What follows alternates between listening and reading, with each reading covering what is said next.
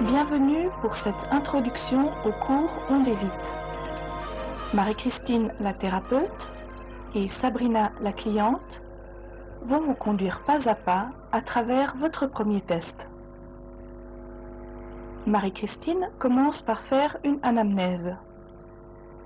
Elle demande à Sabrina quels sont ses symptômes, depuis combien de temps elle les a et quand ils ont commencé.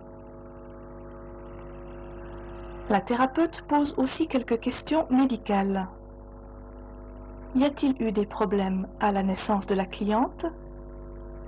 Sabrina a-t-elle été vaccinée? A-t-elle eu des problèmes à la puberté? Souffre-t-elle d'une maladie cardiovasculaire? A-t-elle déjà subi des opérations? Est-elle hémophile? A-t-elle déjà eu une crise d'épilepsie ou une crise d'asthme? Les maladies à crise doivent être traitées avec prudence à cause des réactions possibles au traitement Ondes et Vite qui, comme l'homéopathie, peut augmenter temporairement les symptômes.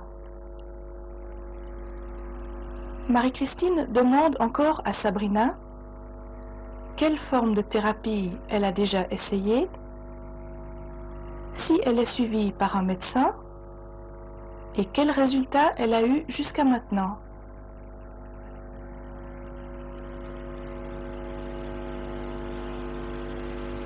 La thérapeute note toute l'histoire de sa cliente.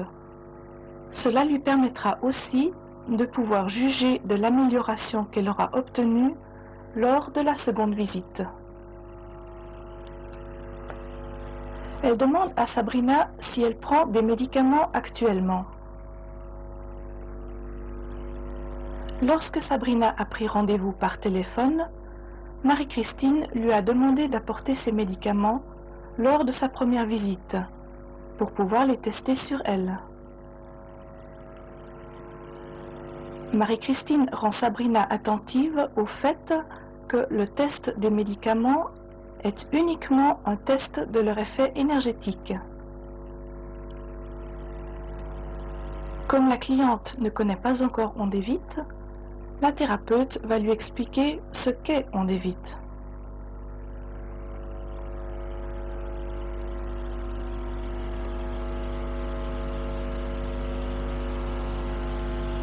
Lors du test, Marie-Christine va poser des cartes Ondes et Vite sur Sabrina, avec un aimant dessus. Elle va ensuite tester la force musculaire de la cliente, d'abord avec la carte sous l'aimant, puis après avoir enlevé la carte de dessous l'aimant. Elle va ainsi pouvoir mesurer l'influence que le mot testé a sur Sabrina par la différence de force musculaire quand la carte est enlevée de dessous l'aimant. Avant de commencer le test, Sabrina doit encore écrire sur les cartes les noms des personnes de son environnement, de ses parents, grands-parents, frères et sœurs, de son mari et de ses enfants, des autres membres de sa famille très proche, des personnes qui sont les plus importantes dans sa vie et de ses collègues. Elle doit aussi écrire le nom de ses amis, surtout de ses bons amis. Ne vous laissez pas influencer par le fait que le client pense qu'une personne est très bonne pour lui et qu'il n'a donc pas besoin de la tester. Les problèmes émotionnels peuvent être dus soit à trop d'énergie, soit à un manque d'énergie. Par exemple, une mère qui couve ses enfants peut apparaître comme quelqu'un de normal pour l'enfant, alors que la relation est en fait une relation de domination.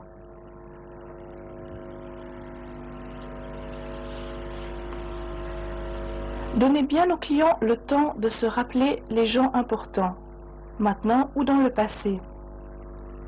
Il arrive fréquemment que des personnes importantes pour le client soient oubliées. Vous vous apercevrez d'ailleurs qu'après le test, le client se souviendra parfois d'un tas d'autres noms. Dans ces cas-là, il vaut mieux ne pas rentrer dans son jeu et attendre la prochaine fois pour tester ces noms.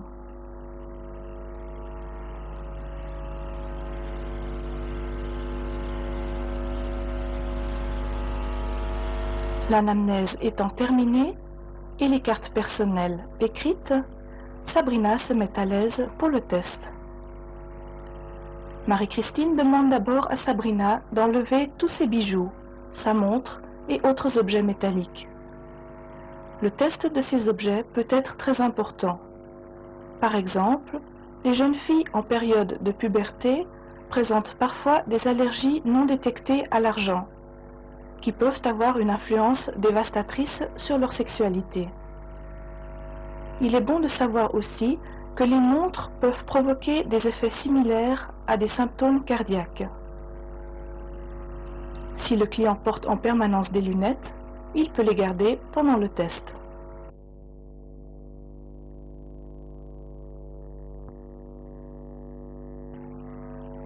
La position du test standard, c'est la position du test du méridien de l'estomac. Pour des raisons pratiques, normalement, on utilise uniquement ce muscle. La paume de la main du client est tournée vers l'extérieur. Il faut faire le test d'une manière aussi douce que possible.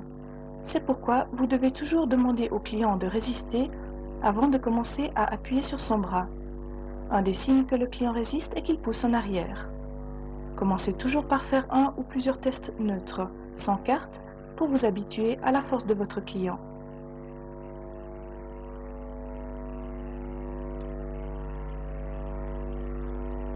Vous pouvez mettre la carte n'importe où sur le corps, mais il faut absolument pouvoir lire la carte en regardant des pieds vers la tête, de gauche à droite.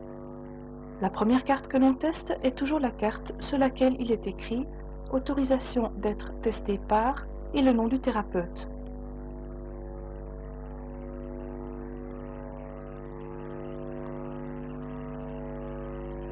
Pour tester l'effet d'un mot sur le client, le thérapeute fait toujours deux tests.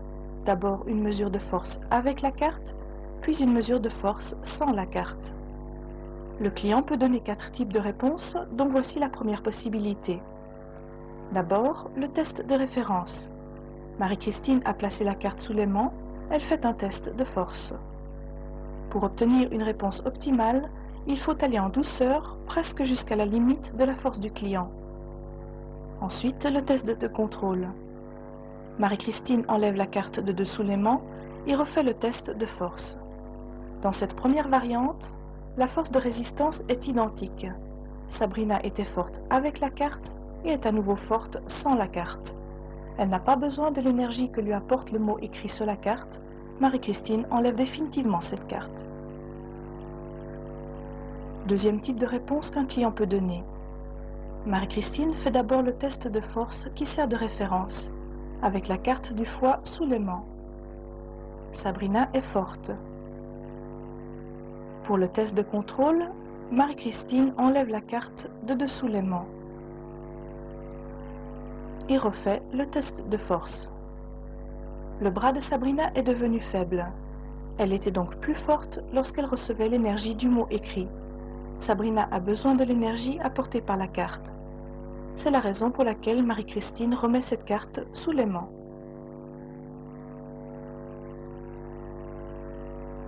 Les cartes qui apportent de l'énergie au client restent sous l'aimant jusqu'à la fin du test.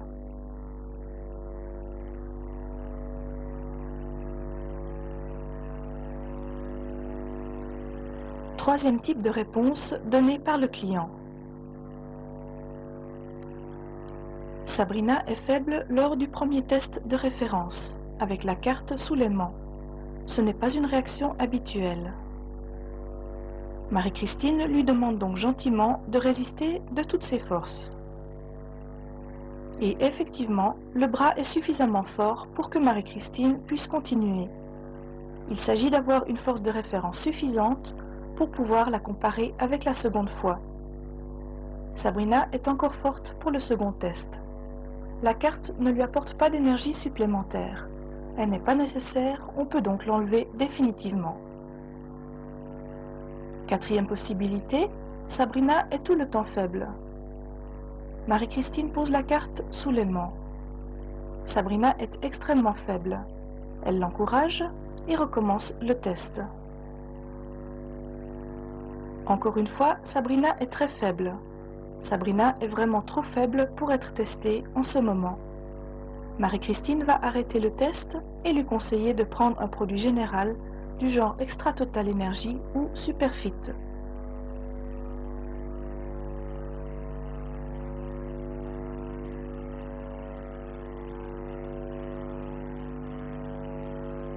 Pour les prochaines cartes, il faut faire très attention au point suivant. Supposons que Marie-Christine ait déjà trouvé une carte dont sa cliente avait besoin. Elle l'avait donc remise sous l'aimant jusqu'à la fin du test. Elle veut maintenant tester une autre carte. Elle met cette deuxième carte sous l'aimant sur la première et fait le test de force. Sabrina est forte. Marie-Christine enlève uniquement la deuxième carte de dessous l'aimant. Elle refait le test de force pour mesurer l'influence de cette deuxième carte. Sabrina est forte. La deuxième carte n'est pas nécessaire, elle est définitivement enlevée.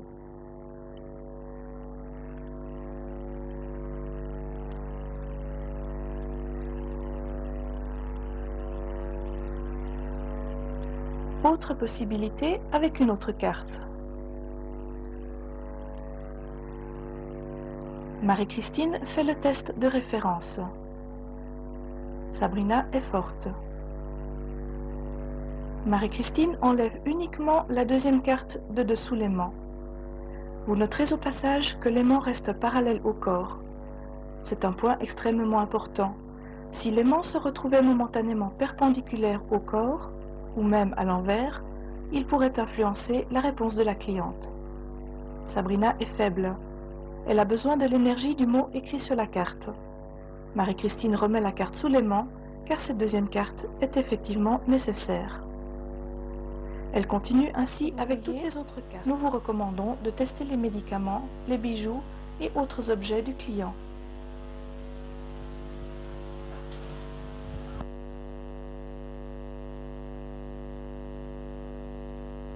Pour contrôler l'influence des médicaments, des bijoux ou autres objets, vous devez toujours procéder par un double test pour plus de sécurité. D'abord, Sabrina est en contact avec l'objet. Sabrina est forte. Puis elle n'est plus en contact avec l'objet, mais elle est quand même forte. Donc cet objet n'influence pas du tout la cliente. Il est énergétiquement neutre pour elle.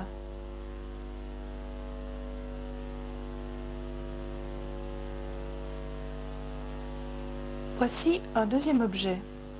Marie-Christine le teste de la même manière. Sabrina est en contact avec l'objet. Elle pourrait d'ailleurs aussi le prendre dans la main. Elle est faible. On pourrait conclure que l'objet influence négativement la cliente, et c'est le cas la plupart du temps. Mais un test de contrôle permet de s'en assurer. Sabrina est beaucoup plus forte sans l'objet. Cela veut dire qu'effectivement, l'objet influence négativement la cliente.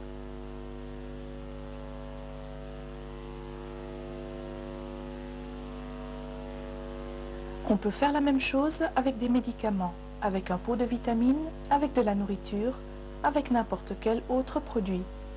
Marie-Christine fait à nouveau le test de référence, avec Sabrina en contact avec le médicament. Sabrina est forte. Le deuxième test est faible quand la cliente n'est plus en contact avec le médicament. Cela veut dire que l'influence du médicament est positive. Donc, Sabrina a besoin de l'énergie de ce médicament. Lorsque vous aurez testé toutes les cartes qui concernent l'environnement de votre client, vous aurez probablement tout un paquet de cartes sous les mains.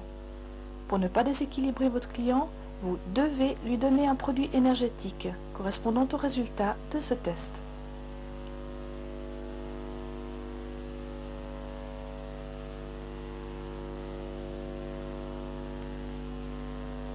La manière de regrouper les cartes pour faire les produits est décrite dans le livre qui accompagne cette cassette vidéo.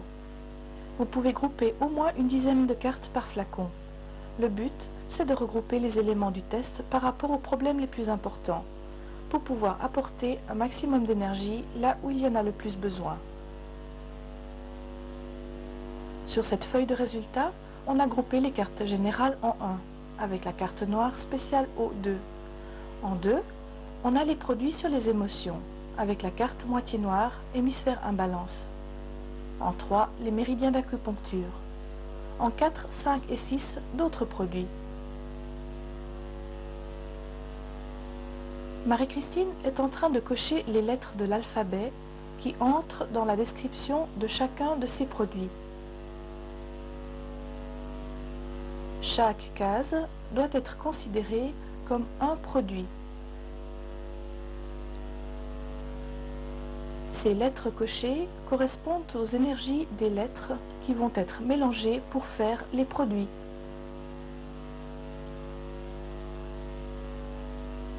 Comme vous le voyez ici, c'est un processus qui au début est long et qui s'accélère au fur et à mesure que l'on progresse dans la description du produit.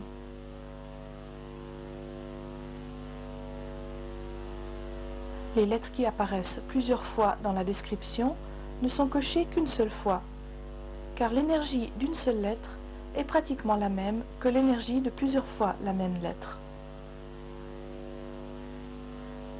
Marie-Christine coche ensuite les lettres qui concernent le deuxième produit, le deuxième flacon.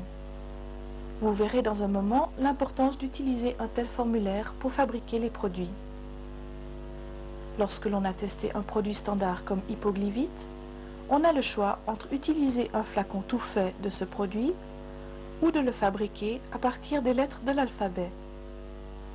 Dans ce cas, il faut absolument utiliser toute la description du produit telle qu'elle a été testée sans la traduire. Le nom du paquet de cartes, Hypoglyvite, ne sera pas utilisé, puisque sur la carte, ce nom est écrit à l'extérieur du cercle. Marie-Christine est en train d'écrire en totalité le texte qui figure à l'intérieur des cartes d'Hypoglyvite.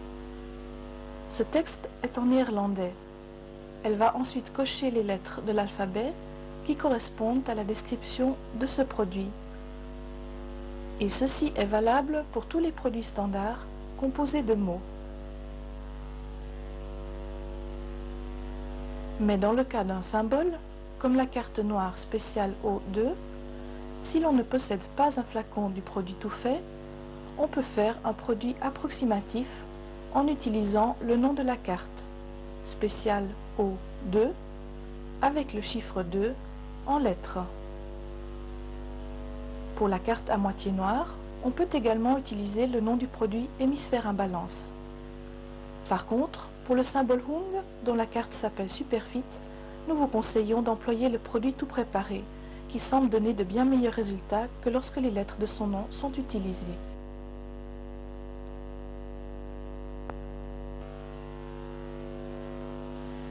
Pour faire les produits, il y a une technique relativement simple qui consiste à numéroter les produits de 1 à 6 dans le cas de cet exemple et de noter le numéro du produit sur les étiquettes.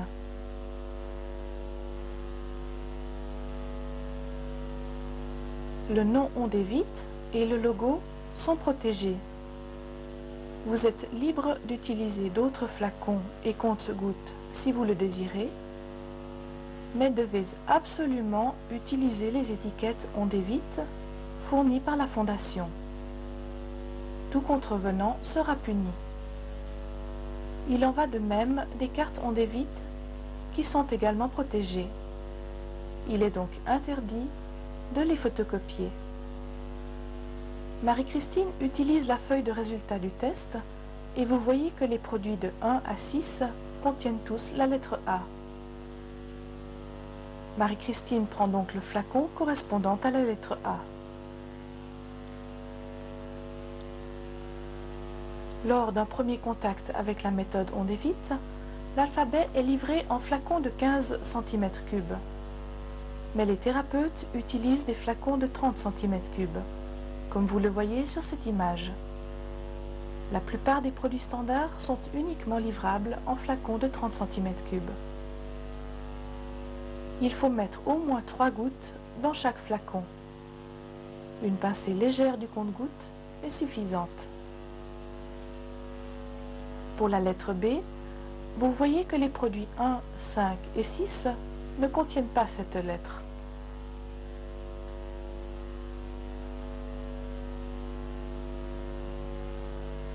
Tous les produits onde et vite peuvent se conserver pendant de nombreuses années. Les flacons que nous possédons depuis plus de 12 ans sont toujours aussi actifs. Par contre, il faut éviter de stocker les produits près d'un appareil électrique ou à un endroit où il y a des rayonnements terrestres négatifs. Marie-Christine est en train de mettre une petite giclée dans chaque flacon, sauf dans les flacons numérotés 1, 5 et 6, dont les mots ne contiennent pas la lettre B.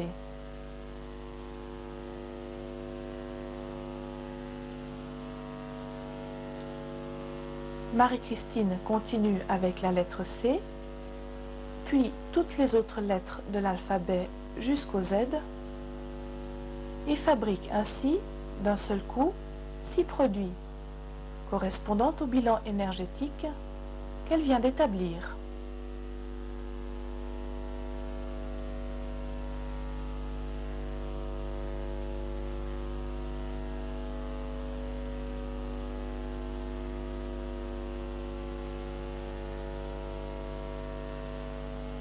Elle remplit ensuite les flacons avec de l'eau salée, à raison de 8 à 9 g de sel par litre d'eau. Vous pouvez très bien employer du sel de cuisine. 8 g de sel correspondent en gros à une grosse cuillère à soupe de sel. D'ailleurs, la quantité de sel n'est pas critique. Pour un client qui aurait un régime strict sans sel, ou pour les plantes, il vaut mieux ajouter de l'eau pure au lieu d'eau salée. Il est important de montrer au client comment on prend les gouttes, si c'est la première fois qu'il en reçoit. Il suffit de pincer légèrement le compte-gouttes pour en faire sortir 3 à 5 gouttes. Une pincée normale correspond à environ 5 gouttes. Et directement sous la langue, un flacon après l'autre, en avalant les gouttes entre chaque flacon.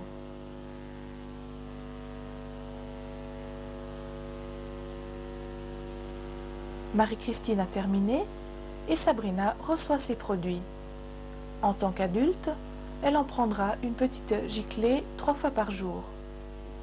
Ces produits correspondent à un traitement d'environ 1 mois. On peut prendre les produits onde et vite indifféremment avant, pendant ou après les repas. N'oubliez pas de donner à votre client un mode d'emploi onde et vite et de lui conseiller de boire au moins 2 litres d'eau par jour pendant qu'il prend les gouttes. Il est très important de boire beaucoup, surtout au début du traitement, pour éliminer plus rapidement les toxines. La philosophie onde et vite, c'est d'équilibrer les échanges. Marie-Christine établit donc une facture, mais elle aurait très bien pu accepter autre chose que de l'argent en échange de ses services. C'est vous qui décidez avec votre client, mais il faut un échange.